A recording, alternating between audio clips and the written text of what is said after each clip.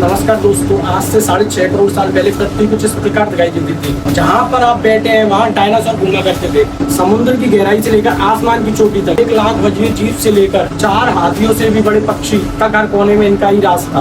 पर ऐसा क्या हुआ, धरती पर चंद घंटों में इनका विनाश हो गया और हमारे पूर्वज जिंदा क्यों बचे और इंसान क्यों आए धरती पर, चलो जानते हैं इस वीडियो में।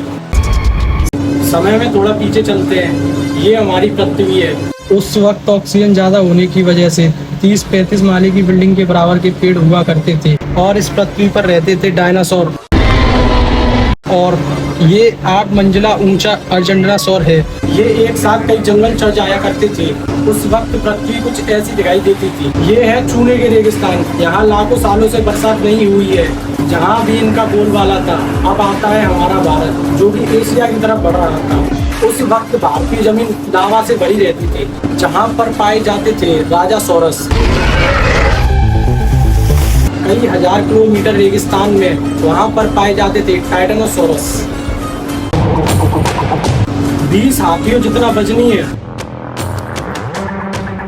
8 माले की बिल्डिंग से भी ऊंचे ये जीव दुनिया के हर कोने में फैले हुए थे और चारों तरफ डायनासोरों की आवाज गूंज रही थी। पर इन्हें क्या पता था कि आज इनका अंत होने वाला है। दरअसल हमारे सौरमंडल में जुपिटर और मंगल ग्रह के बीच बहुत से उल्कापिंड हैं, जो सूरज का चक्कर लगा रहे हैं। 10 करोड़ साल पहले ही इनमें से एक उल्कापिंडों के बीच टकराव हुआ और उसका एक टुकड़ा तेज गति से पृथ्वी की तरफ बढ़ने लगा। पृथ्वी के पास आते ही उसके कुछ टुकड़े चांद पर गिरे, मगर गति तेज होने की वजह से गुरुत्वाकर्षण उसे खींच नहीं पाया। पृथ्वी के करीब आते ही उसकी गति बढ़ने लगी। वातावरण के हिसाब ने उसे जलाना शुरू कर दिया। 80,000 किलोमीटर प्रति घंटा की स्पीड से भारत से टकराया।